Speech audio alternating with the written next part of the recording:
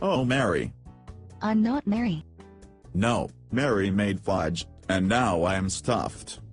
Fudge. Mary made fudge. Where is it? It's at her desk. I am so going to be Mary's best friend. I'll go with you. I'll get some for later.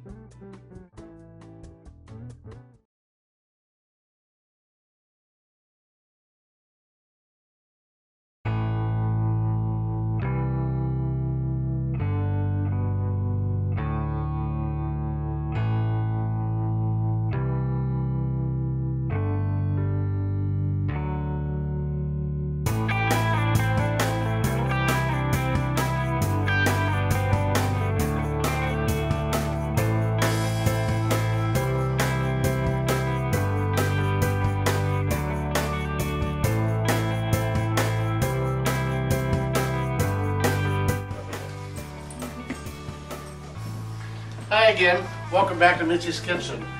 Tonight we have a guest chef for you. Her name is Mary, and she's going to do her rendition of fudge. Please welcome Mary to the show. Thank you. Mitzi, thanks so much for having me on today. I'm looking forward to it. Thanks for doing it, Mary. I don't mind the break, actually. Good. Well, we're about to get all fudge up in here. I'm going to step aside and turn this kitchen over to you. All right. So this is my father's rendition of fudge. He makes all kinds, but today I'm going to do my favorite, which is the chocolate peanut butter fudge. So we're starting now with a glass pan. It's a 15 by 10 2 pan. It's pretty much the largest one. And you just butter it all up on the inside so that when you do have the finished product in there, nothing will stick. So I got all my ingredients laid out over here, and I'm just going to get started. So what I'm going to do here is get this front burner on. This is my first time at Mitzi's Kitchen, so bear with me as I figure out how it all works. And we're just going to put it on low. And first thing we're putting in is our evaporated milk. Get that in there. First couple steps are the easiest. Not much to do. And then we have a stick of butter. We'll just throw that on in there. Thankfully it came right out. And we're just going to let that kind of get warmed up so the butter begins to melt and the milk gets warmed up. And stir it around for a bit. Some of this is a little anticlimactic. This would be one of those steps.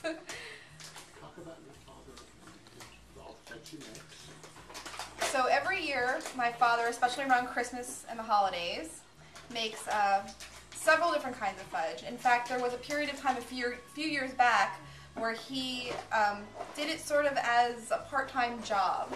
So he would make probably 15 to 20 different kinds of fudges, and I believe he sold them because we had such a demand for it, and it is time-consuming to make, especially that many different kinds and that quantity, that he definitely charged, I think, maybe $8 or $10 for a pound of fudge. So this could become a lucrative hobby if you so desire.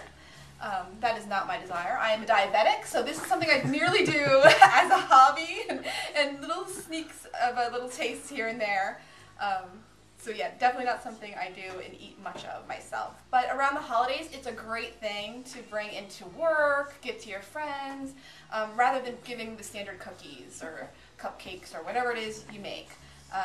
Fudge is a little more unusual and definitely seems to be appreciated, which is probably what I'll end up doing with this large batch.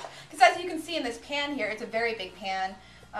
You can serve, if you make, what I tend to do is make tins up, and out of those tins I can probably make 5 or 6 of them. So that's 5 or 6 gifts that you're giving away as holiday treats for your friends and family.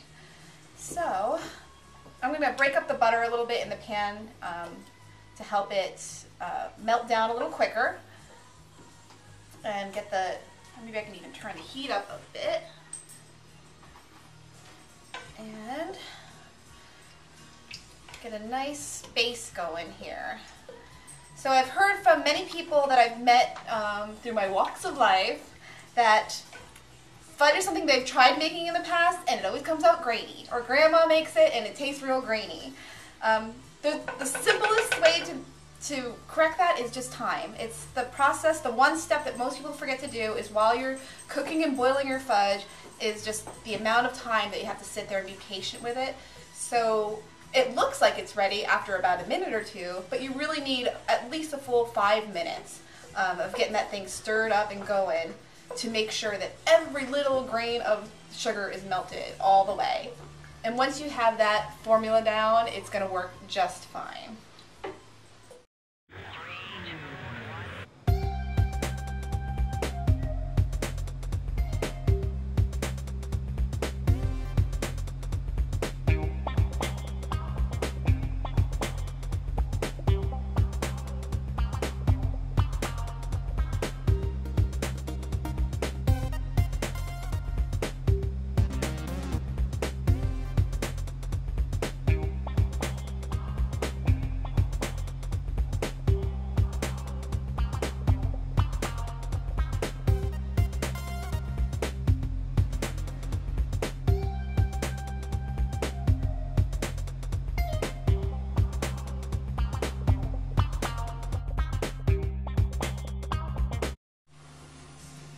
Okay, so now that we're back here, I've got my base is all melted up. I got my milk and my butter well blended and warm.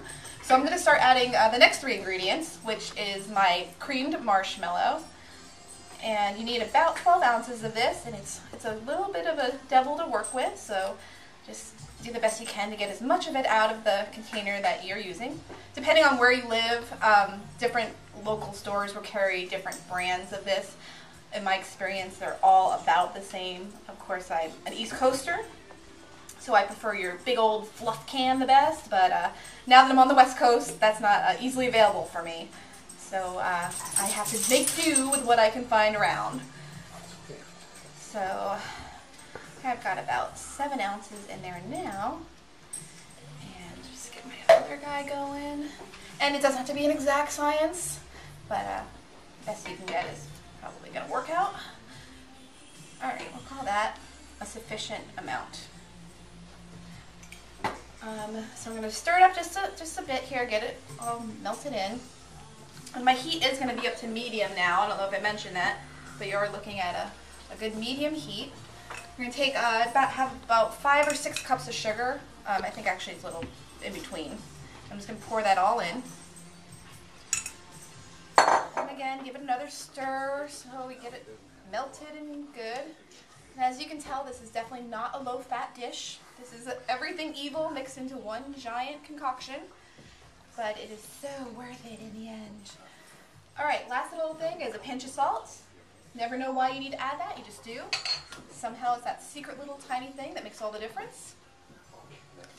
And stir, stir, stir.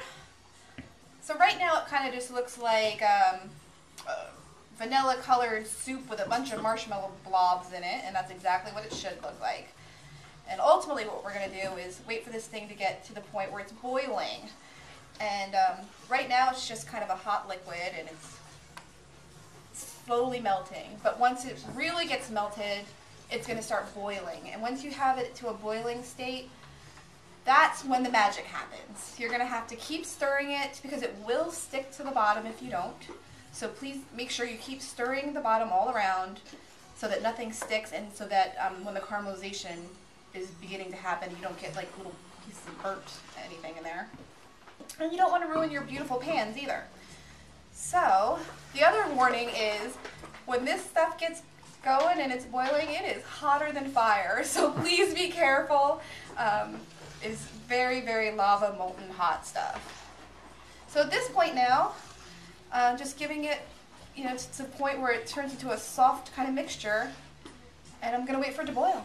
And once it's boiling, 5 minutes of non-stop stirring, stirring, stirring.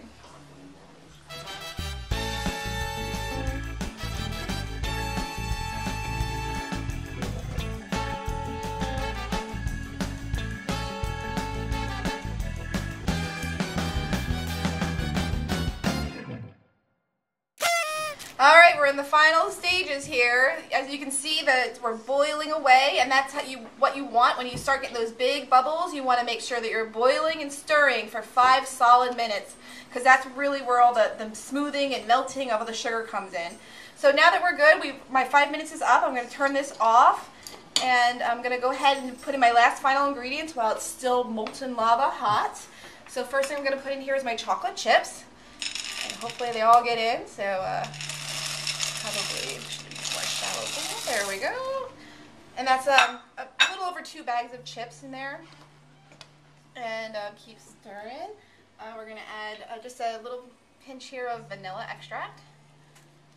And the peanut butter. And I'm going to... Oh. Seems to be doing pretty good. Alright, so now put your muscles into it, and hopefully you have a spoon that's strong enough and arms that are strong enough to stir this up, but it's going to be turning chocolatey brown here pretty soon.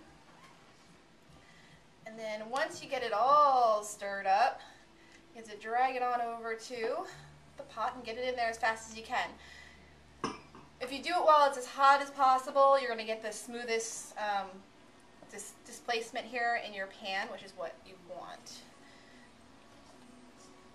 And it all seems to happen pretty quickly. And you know, if you wanted to get creative with it, here's where you would do that. If you wanted to put some walnuts in there, peanuts, gummy bears, whatever you want, now would be the time to do it.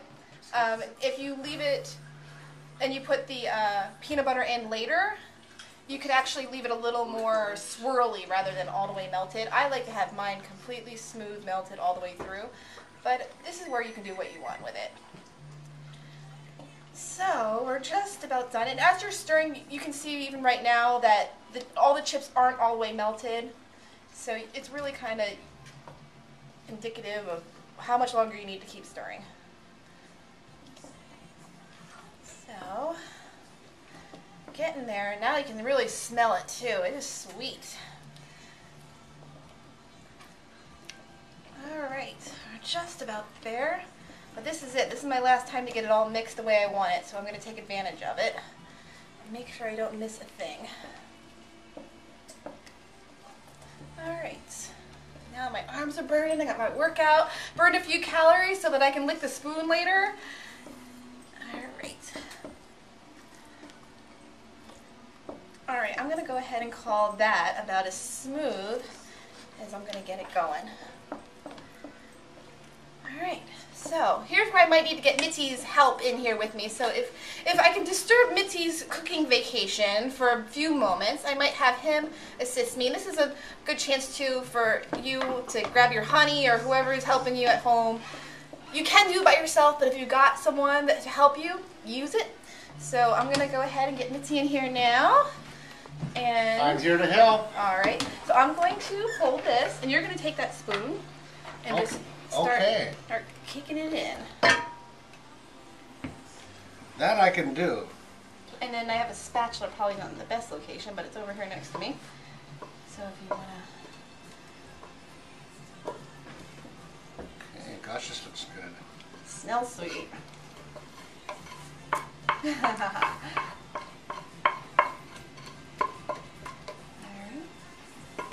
Almost done. We're down to the last little bits here.